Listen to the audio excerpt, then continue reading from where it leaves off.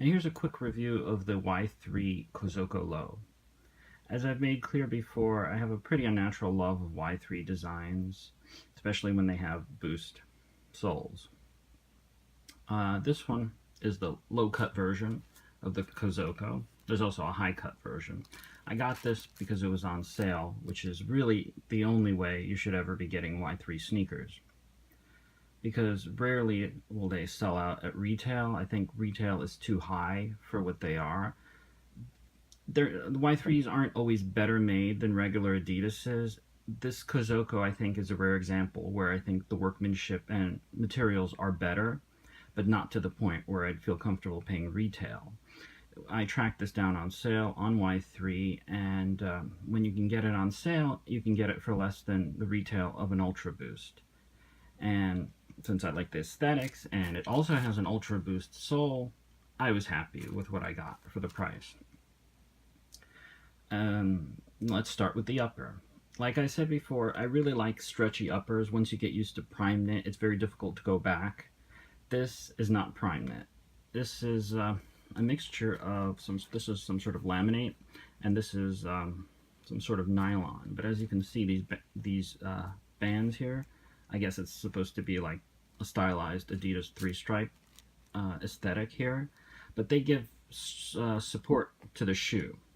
So you have some stretchability between the bands and not so much on the bands itself, which again, I think they're probably foam or something like that. You can stretch your toes, you can move your toes around, but it's definitely not prime knit. It is going to move like this when you stretch.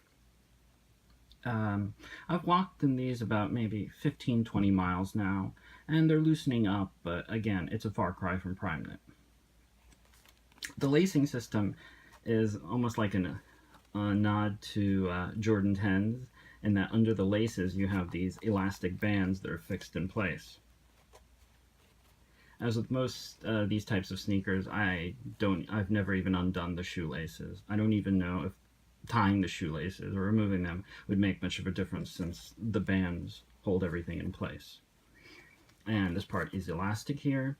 The first few times it's a little bit difficult to put on, but it stretches. This has an insole, and not surprisingly, once you remove it, you have a standard Ultra Boost pattern in there.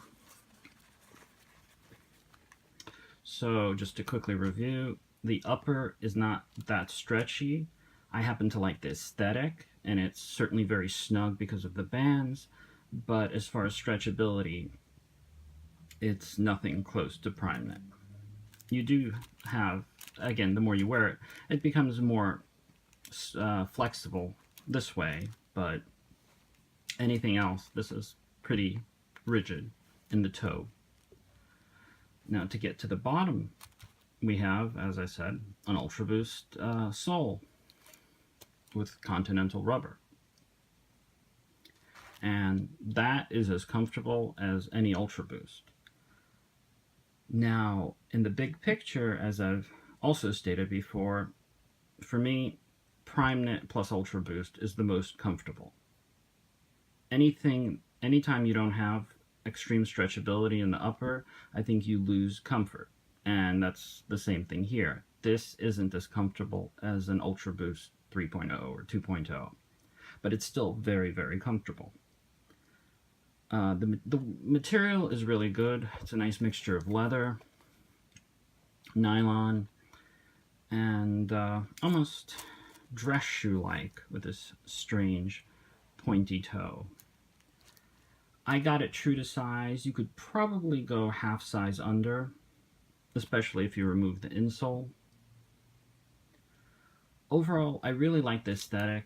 I'm still very happy with it for half retail, or basically under the cost of Ultra Boost retail. It's really nice aesthetically. It's loosening up the more I wear it, and I really, really like it. But this is obviously not something you're going to get to run in. That's about it.